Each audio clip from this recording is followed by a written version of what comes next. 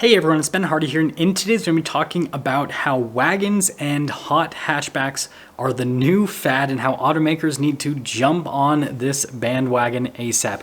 And I know that this video is probably not going to get any views because, well, it's kind of a weird topic, but I still want to talk about it because it's kind of exciting to me.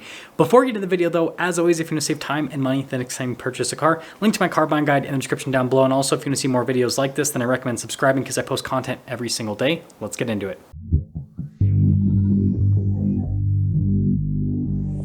Now, first off, I need to talk about how this topic even came about in my mind. I was actually having an argument with my friends about hatchbacks and wagons because my friend was saying there's a difference. And I was saying that, well, yeah, hatchbacks are small, wagons are big, but they're basically the same thing because they are cars with SUV practicality because they have a hatch instead of a regular trunk, and they're generally a little bit longer in size compared to their car counterparts. Not always the case, but that's usually the case. But I'm like, hatchbacks are wagons, wagons are hatchbacks. So let me know what you guys think in the comment section below. But we first have to talk about why hatchbacks and wagons are the new fad and why automakers need to focus on this. And to dive into this, we need to talk about trucks and SUVs because this is currently what is the most popular thing on the market. So trucks and SUVs became really popular starting in about the 80s and 90s when people decided that they wanted a little bit more out of their automobile experience rather than just driving on road, commuting, all that kind of stuff. They wanted to, have some off-road adventures, and they wanted something that was a little bit larger and more comfortable compared to cars of the day. And this is what trucks and SUVs provided because generally they were a little bit larger than a lot of cars for sale. So that means that they had more space for family and they had more space for things as well, which just made sense because in the 80s and 90s, families were actually still pretty large. But things are starting to change quite a bit. Now, people still love to go out and do adventure things, and they love to tow things and all that kind of stuff. So trucks and SUVs are still extremely relevant, and they are still going to continue to be extremely popular. However, family size has shrinked by a massive amount here in the US. I think right now, the average person has like 1.7 kids. And so we're not even at replacement levels, which is pretty crazy. But what that means is the average person has like one or two kids. They don't have 3 or 4 or 5 like what they used to, just a few decades ago. And so people don't need huge trucks and huge SUVs. And I've actually noticed that I've seen a lot less of the, really big SUVs for sale. Like you still have like the Suburban and the Tahoe, and Jeep just released the Wagoneer again, but like those don't sell all that well compared to smaller SUVs in their respective manufacturers. Like the Jeep Grand Cherokee sells like crazy. The Jeep Wagoneer, not nearly as much. And so I can definitely see a shift in terms of what buyers want from a space perspective with SUVs and trucks because, again, frankly, they just don't need huge SUVs and trucks like they did in the past. Now, the next reason is because of pricing. The prices of SUVs and trucks have absolutely gone to the moon, as they say. And so what this means is they're just not nearly as affordable as they used to be. I worked at a dealership starting in 2017, and when I worked at that dealership, I could sell people a pretty fully loaded truck at like $50-something thousand. If I went and worked for that same dealership again today, a similar truck would now cost someone like $70,000, $80,000 just a few years later. Like, trucks and SUVs just aren't nearly as affordable as they used to be, and so that's also starting to kind of impact the popularity of the vehicles. And then on top of that, people are moving into cities, and so living in tight cities, right? That's not necessarily the best thing for trucks and SUVs. It's pretty frustrating. Like I regularly go to downtown Salt Lake, and whenever I take one of my trucks, I just get so frustrated all the time because it's hard to find parking spaces. I can't fit in like half the parking garages because my truck's too wide or it's too tall. And when I finally do find a parking space, it takes like 10 minutes to get into the parking space because I have to like very, very slowly go in because it's like, again, barely fit. And so you can see that for all of these reasons, it's kind of making trucks and SUVs, especially big trucks and SUVs, a lot less popular. And this doesn't fully answer why hatchbacks and wagons are starting to become so popular again. The next thing is because of the interest in performance. So people have always been interested in, high performance cars. But the difference today versus, 10, 20 years ago is it's really difficult to be able to afford multiple vehicles. Like 20 years ago, you could pretty easily find a solid job, make a good income, and because of how cars were priced 20 years ago, you could afford to buy a daily driver and then a fun sports car if you were a, car person. But nowadays, that's just not nearly as practical. And so your daily driver has to also be your sports car. And this is where hatchbacks in general, but especially hot hatches and wagons, and especially fast wagons, come into play, because they're still really practical from a space perspective. And so they still give people, the practicality they need to be able to haul things and do all their, day-to-day stuff. And on top of that, they're generally pretty comfortable. Like, car technology has come a long way. Like 20, 30 years ago, cars weren't necessarily the most comfortable. And if you wanted a, comfortable ride, you had to get a really big vehicle. But nowadays, you can get a small vehicle and still have a really comfortable, luxurious ride. I have a Honda Civic this week as a tester, and I can tell you that thing on highway commutes is amazingly comfortable, especially when you compare it to its, the car that it just recently replaced. Technology, again, has come such a long way. So these cars are really comfortable, they're really practical. And then on top of that, because they're low to the ground, have a lower center of gravity, and because a lot of automakers like to make performance variants with these cars, they're really fun to drive. And so they can literally check everyone's boxes. They can fit the family, they can fit everyone's things, they're great to daily drive.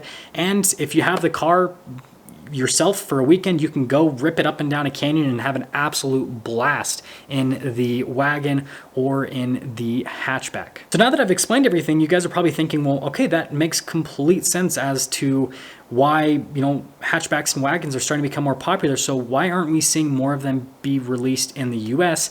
And there is one thing that I see more than anything else, well, actually two things rather, throttling the increase in wagon and hatchback sales. The first thing is the fact that every single time an automaker releases a desirable hatchback or wagon, it gets marked up by such a crazy amount, because automakers don't just try to flood the market with hatchbacks and wagons. They try to just kind of dip their toes into the market. Like, okay, we'll make this new model and it's mainly going to be for the European market or the Asian market, and then we'll kind of, sell a few in the US and see how it does. And so what ends up happening is the cars, because they're being released in such low supply, have astronomically high prices. I think a really good example is the Ford Focus RS. When it was initially released, dealers were marking it up $5,000, $10,000, $15,000, $20,000 over MSRP.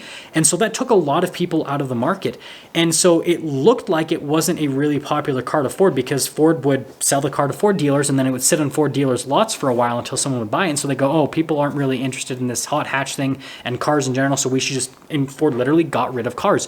But in reality, there was a lot of people that were willing to buy Ford Focus RSs at the $38,000 MSRP, but they weren't willing to buy it at the $50,000 to $60,000 dealer price that dealers were asking on those cars. And so it creates this thing where manufacturers don't think there's demand, but in reality there is demand. It's just that they're not building enough for them to be able to see what actual demand is on these vehicles. And so that's the first problem. The second problem is just mentality. The US has slowly been pushing towards trucks and SUVs over the last few decades. And so manufacturers now have their minds, US market, trucks, SUVs, trucks, SUVs, trucks, SUVs. That's all that's on their mind at this point. And so because that's so ingrained in the minds of everyone running these different automakers, they don't even consider hatchbacks or wagons at this point, because they just, this is where we're going right now, is again trucks and SUVs. And so with those two things, right, you can imagine with an automaker, right, with those two things, their focus is on trucks and SUVs, and then every single time they release a hot hatch, because it gets marked up hot hatch or hot wagon rather, it gets marked up a massive amount by dealers, so then not a lot of people go in and buy these cars because frankly they can't afford them and they're not willing to pay these crazy markups. So then the manufacturer thinks, oh, this is not a popular type of car, so then we're not going to release further models in the US market. And it's kind of like this positive feedback loop, but in the worst possible way, because it's a type of car rather, that would actually do really, really well. And so before I sum things up for today's video, here are some cars that I think literally need to just be thrown to the US market right away, because these cars would sell amazingly well, especially if the automakers shipped over enough to actually meet demand rather than shipping over just a few and allowing dealers to have crazy pricing power to where they mark them up a massive amount and then nobody buys them because they can't afford them. So first off, if Ford brought back the Focus RS and actually built a lot, right, that would do amazingly well, because right now, $30,000 to $40,000 all-wheel drive hatchback cars with manual transmissions and, you know, over 300 horsepower are all the rave. Like, everyone wants that type of car right now. And so if they brought that back, it would do amazingly well. And then if we go into the quote-unquote wagon side of things, right, the Audi RS4 Avant, that would sell amazingly well. I mean, look at the Audi RS3. That's not even a wagon. And most Audi dealers have lists that are like years long in terms of how many allocation they actually get with the RS3. And so if Audi brought over the RS4 in wagon format and actually the RS3 in wagon format, again, both of those would sell amazingly well. We already get the RS6. And again, the RS6, it's crazy. Like, it always sells out. Like, Audi dealers have no problem selling them. And so Audi should probably send over a few more of those RS6 wagons. And then, you know, one that is probably never going to happen, but, you know, Cadillac, if they brought back a wagon, so like if they did that CT5V Blackwing, but in wagon format, I think a lot of people would go crazy for that. But again, got to add, the thing about wagons and hatchbacks, to make them really successful long-term, they have to be all-wheel drive. I know that sometimes takes away the fun of certain cars, but again, that goes towards the practicality side of things. That's why people want the all-wheel drive, so they can drive whenever they want during the year. But like, I live here in Utah and it snows half the year, so it's nice to have all-wheel drive. If Subaru brought back the STI and then again wagoned it, that would be really successful here in the US, and the list goes on and on. You guys get the point here. And so I want you guys to let me know in the comment section down below what wagon or hatchback, whatever you want to call it, you would want to be brought back to the US, or brought over to the US market rather, or which one you would want brought back. If you guys are wondering my top choice, it would probably be the Audi RS4 Avant and the BMW M3 wagon that they just released, I think, for the Australian market. Those two, like, I don't know which one I would choose, but those two would be really, really cool. With that being said, I'll see ya.